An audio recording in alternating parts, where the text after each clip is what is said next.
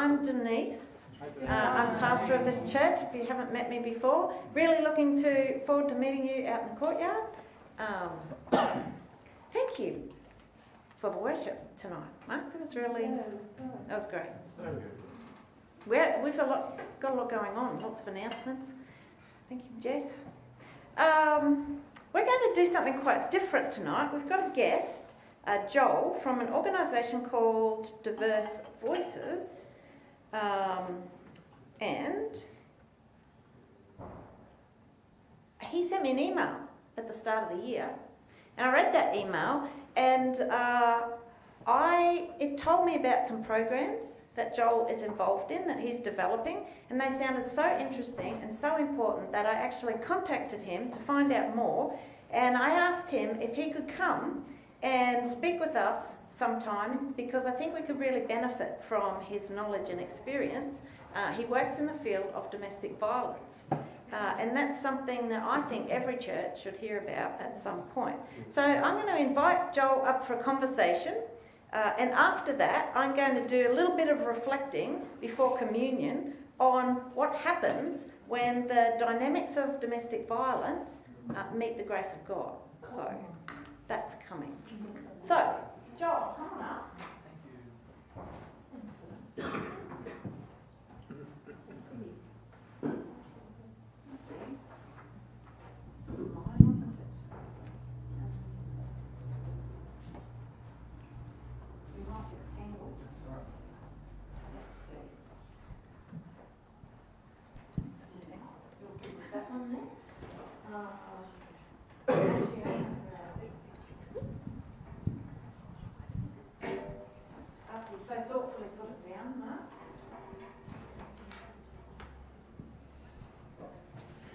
Thank you for coming. Well, thank you for having me, and thank you for having me in your church. I appreciate it. Yeah, no problem. Joel, could you tell us who you are and who is Diverse Voices, this organisation that you work for? Yes. Hello, everyone. My name is Joel. Hey, Joel. As Denise said, I'm from Diverse Voices. So we're an organisation working with people in community. You might know our service, Q Life. You might have heard of Q Life before. It's similar to Lifeline in a way. It's like a phone service where people from community can call up and speak to someone about their experiences. Kind of like counselling, but it's more peer support. And out of that service grew our new program, working with people who are using domestic violence, people who are experiencing domestic violence as well, specifically to people in our community. Okay, so I'm going to ask you, what is domestic violence? When I talk about today, I'll be very broad. I won't speak about specific actions or things like that. The purpose of this conversation is just to give you an idea of what dynamics might look like in people's relationships, and then if you know someone in your life, you can support them. So the key thing is that in relationship, there's an element of power and control. So not necessarily through physical acts, but also through like emotional control as well. That's the key difference. Cool, okay, thank you. I'm wondering if it's sometimes difficult to kind of draw the lines around what is and what isn't domestic violence. And, I'm wondering, what's the difference between a very feisty argument and domestic violence? I think again it's that key thing of like there's the dynamic of fear in the relationship usually that's present, and also an element of power and control. That's the main thing. So if you can have an argument with your partner, you can disagree on something, but usually there's like a reconciliation after, or some kind of middle ground is found maybe, but there might not be an element of sort of, you're not kind of scared to talk to your partner about these things. You're not kind of scared of the outcomes or the repercussions. Scared of the repercussions and the fear involved. Okay. Do you see, Joel, situations where both partners are using violence against each other? And in those cases, is it sometimes hard to figure out, well, who's the perpetrator here and who's the victim? Yes, it can be. Sometimes there's a difference in like the type of violence. So there might be the person who is using violence to control their partner, or is it as an element of power. But then the partner might be using violence as a retaliatory effect. So yeah, that's the main thing. Yeah, okay. I'm wondering if there are differences in how domestic violence shows up in queer relationships as opposed to non-queer relationships. Yeah, so there can be some extra elements in terms of, like in some relationships, maybe someone is not out to their family, and maybe that can be used against them in their relationship, threatening to out them to family or workplaces. Again, that element of like, if you don't do what I say, then I will do this. And also more other things in terms of restricting access to medication, whether that be gender-affirming medication or maybe for treatment of HIV, for example. Those are some specific things that target our community. I keep on hearing control, Mm. control. Mm. Yeah, okay. I'm wondering if there is a way back.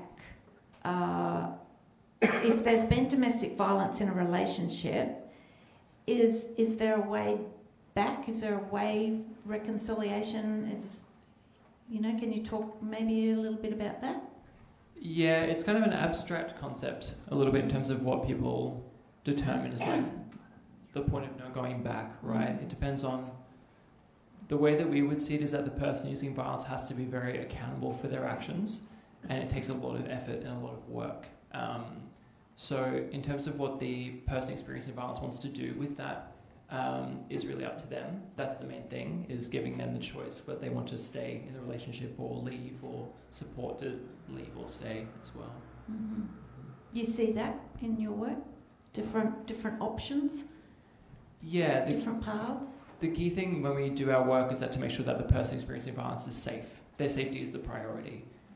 So it depends on what the person wants to do. We try and give them some choice, especially if they haven't been given choice in their relationships a lot.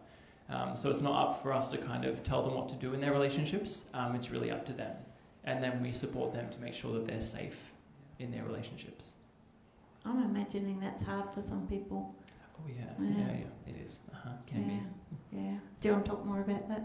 I don't know what else I would say. That's okay. No, that's all good. So, what can you do if you are in a relationship and you find yourself using violence? I imagine there's a lot of shame around that. I mean, maybe not. I don't know. Give us your take on, like, if you find yourself in that situation, what is the best thing that you could do?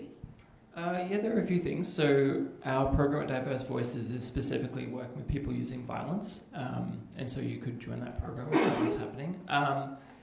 In a more broader concept of like what that kind of takes, I mean, it's very difficult to be accountable, right, for any of us in any situation if we've done wrong. It's very difficult for us to say that we've done wrong and that we are apologetic for it. So what was the first part of the question, sorry? If you're the one who's using violence, what could you do? Yeah, seeking out support from family and friends as well. Just sort of even admitting to someone else in your life that this is happening, that is a huge step. And I guess it's similar to kind of accountability work of acknowledging that you've done harm or you've done something wrong. That is kind of a big first step to change. That's a real crack, isn't it? Yeah. Crack in the armour. Totally. Yeah. Okay, so how about the other side? What can you do if you are in a relationship where there is domestic violence, you're found yourself the victim of that? Contacting Diverse Voices is also a good option. I would also say that there are other services out there for people. We found that some of those services are not always, don't have a good understanding of community necessarily. So sometimes people don't have an understanding of like our community. Right, okay. So you might come against some transphobia, homophobia. Not to say that everyone will be like that, but it can happen. So it's important to try and find an organisation or a service that's going to support you in your sexuality and gender as well. Mm-hmm. Okay. I'm wondering, from the outside looking in, what are some of the signs of domestic violence that you might see? Like maybe you've got a friend that you're a bit worried about, or a work colleague or something. Are there signs that might tip you off that could make you concerned maybe have a conversation, or what would those signs be? Yeah, I guess if you have someone in your life who might be acting differently, or is quite withdrawn, or is quite vague about their relationship with their partner, I guess it really depends on your relationship with the person too. If you get a vibe or a sense that something is going on, I think the most important thing you can do is just be a support for the person and just let them know that you're here to talk if they need anything. It's not necessarily on you to kind of stop the situation immediately. Again, the important thing is the person's safety. So we want to make sure that the person experiencing violence feels safe. There's an important thing we say as well, that the person who is experiencing violence usually has a very good idea of how to keep themselves safe. So in terms of what you could do for a friend or someone in your life is to offer that support. Even as someone to talk to or a safe place to go. Like, there are little things that you can do to really support someone. I imagine it's probably hard for some of us to, be really concerned, like see that something is happening, but maybe they don't want to leave, or do you want to speak a bit more to that? Like, I'm just very interested in you saying the person in the relationship is the one who knows how best to keep themselves safe. I think the general idea is that someone who's experiencing violence will know their partner best and the ways in which they can keep themselves safe in that situation. I think what we have to be careful of is that sometimes if we want to immediately act or jump in a way that might not be safe for the person, there are times when that can actually increase risk as well. So it's really important that you talk to the person who is experiencing violence and supporting them in whatever way you can. Just make sure, it's led by them is the important thing. Taking the lead from them. Exactly. Yeah. Yeah, okay. Well, Joel, this is a great opportunity for you to talk a bit more about the programs that you're developing, because they just sounded so fascinating. Yeah, sure. So I'll talk about them. So go ahead. Thank you. I'll talk about them in a very broad sense. So the two big programs are for people who are using violence in their relationships. We have a behaviour change program for people. It's the first of its kind in the state, so it's very new and it's going really well. So we only work with people who are part of community, so the LGBTQIA plus community. And we also, the other program is for people experiencing violence as well. And that again is only for people in community as well. And they can provide case management support, support in housing, support in finances. It's very one-on-one.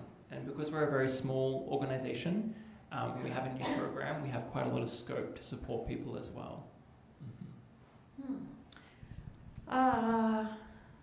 This has been really helpful. Is there anything more that you would like to tell us?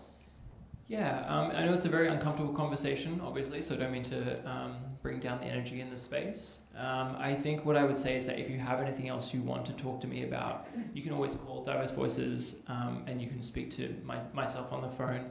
We really are a very small team, so if you contact our organisation, you will be able to get in contact with me. And then I can refer on to other services, should that be helpful for you, and also even give you some resources that would be helpful for you in your situation as well. That can be de-identified as well. You don't have to say who you are or where you're calling from, or that you saw me at church the other day. It's not necessary to do that. You can just call us and I can support in some way. You seem like a very approachable guy. Yeah, I can be. Yeah. I can be. And you're going to hang around at supper? Yes. Yep. So, if anybody has any more questions about this topic or the programs that you're involved in. Yeah, of course. I would only say to that, we can certainly talk about, if you have any questions about anything else. I think if it's about, a specific personal thing that's going on, I'm not sure this is, the best place to do that. But you're welcome to call me when I'm at work. We can definitely talk about it there. So, thank you. Yeah, and I can vouch that Joel will give you as much time as you need, because we had quite the conversations, didn't we? It was really good. Thank you very much, Joel. Could you... Thank you, Anthony. Thank you.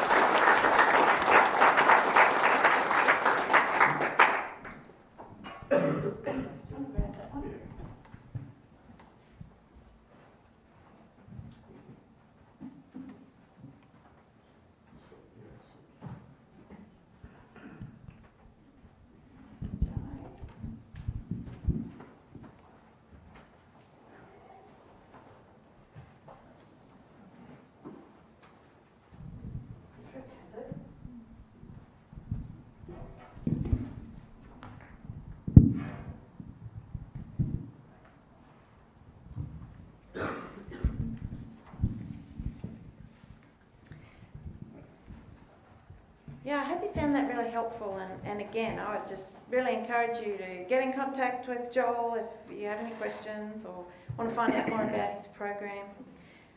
There's a very old hymn. It's called Just As I Am. Anyone know that hymn? Yeah? Yeah? Okay.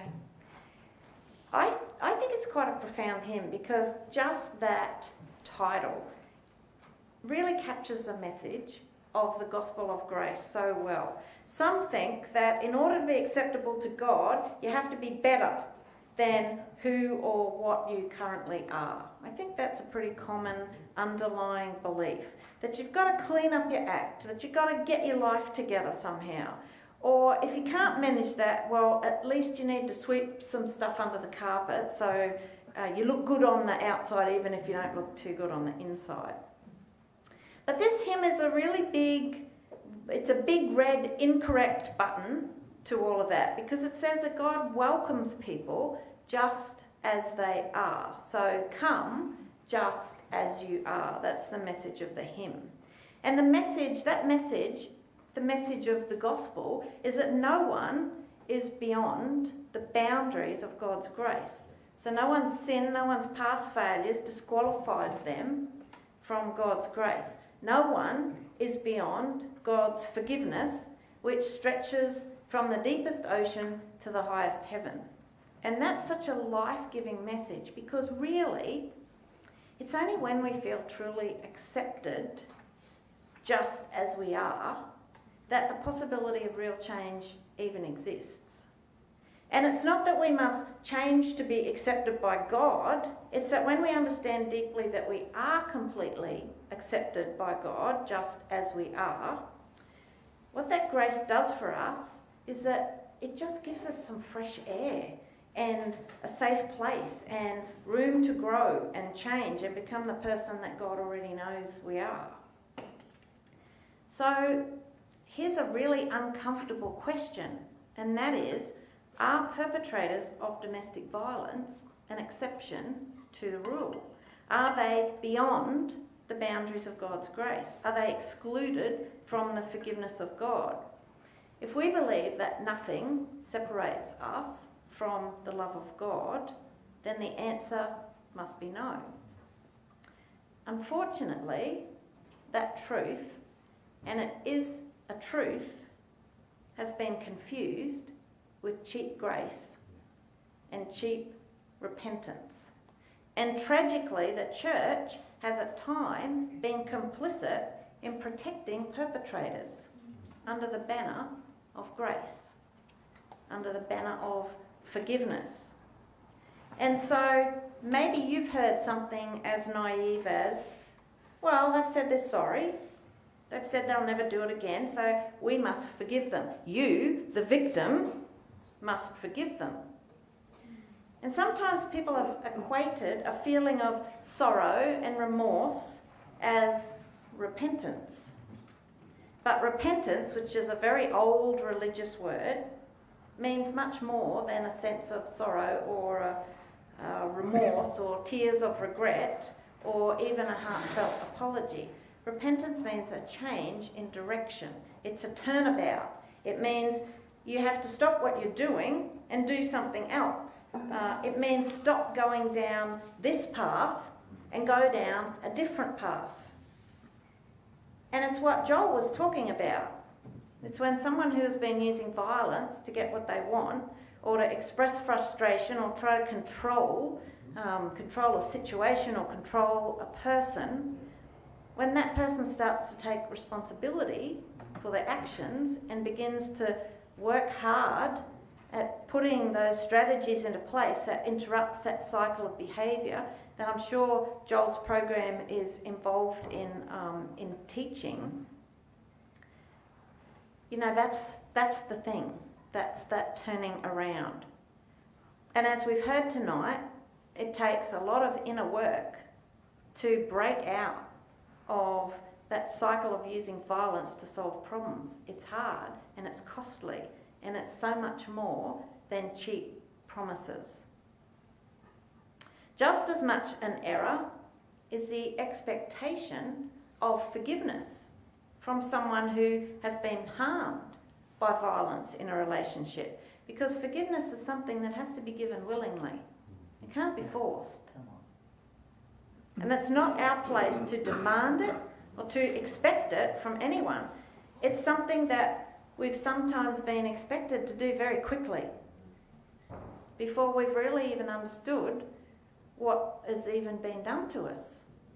You can't forgive something that you haven't even felt the pain of. And sometimes reconciliation of relationships has also been forced onto a couple or a reluctant partner. A cheap substitute for repentance plus forgiveness that's been demanded equals a very ill-advised reconciliation that's sure to do more harm to everyone involved. Grace doesn't look like that at all. Grace isn't an excuse for harm. It never asks the wounded to pretend that they're not wounded. Grace tells the truth even when it's really painful. Grace brings what's hidden into the light. But even so, grace is for the one using violence as well as to the victim of violence. God says to perpetrators of violence, come just as you are. Come if you're ashamed. Come if you've caused hurt and want to stop, to seek help, to walk a different path. Come because grace is the most powerful change element that there is. And so we're going to have communion. And we're going to come just as we are. This bread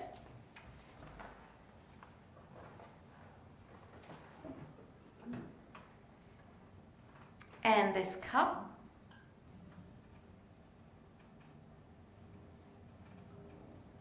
they're signs of God's grace. And they're signs of God's grace for all of us, reminding us that Jesus died for all of us, not just for some of us. So there's a table over there that has gluten-free crackers and a cup of non-alcoholic juice. And so as Shane plays, if you would go collect one, if you would like to, and take them back to your seat. What we usually do is we wait for everyone so that we can eat and drink together. But tonight I would like you to just take some time to reflect and eat and drink in your own time. And after a time, I will move on to the rest of the service.